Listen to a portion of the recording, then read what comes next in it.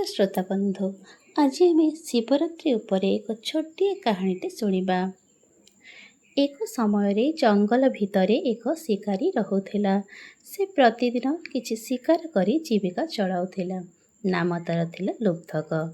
एक दिन जंगल को शिकार करने को गला, किंतु सारा दिन खोजिले मध्य किछि मिलिला नहीं। संध्या होईगला, ताको भारी भय लागिला। से भाविला जंगल रे राति केमिति कटिब। से एक बड़ बेल गछ उपरे चढ़ी बसिला। सेही गछ तले थिला एक शिवलिंग, किंतु शिकारी यह जानि नथिला।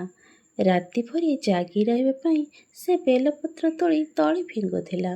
अजाणते सेही बेलपत्र शिवलिंग उपरे पड़ुथिला। सेही राति थिला महाशिवरात्रि। शिकारी उपवास रे थिला, कारण से किछि खाई नथिला। राति भरी जागिला एवं बेलपत्र शिव को अर्पण कला। सबकिछि हेउथिला तार अजाणतरे। यह देखि भगवान शिव खूब खुशी हेले। सकाळे शिकारी घर को फेरुथिबा बेले तांको आगरे एक हरिण आसिला।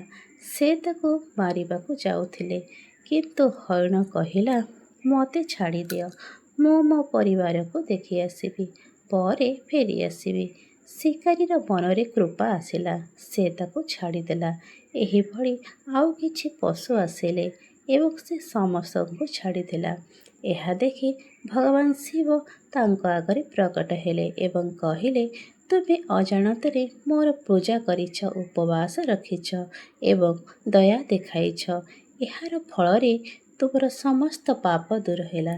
शिकारी आश्चर्य हेला, भगवान शिव को प्रणाम कला। सेही दिन ही शिकारीर भल मनीष हेला।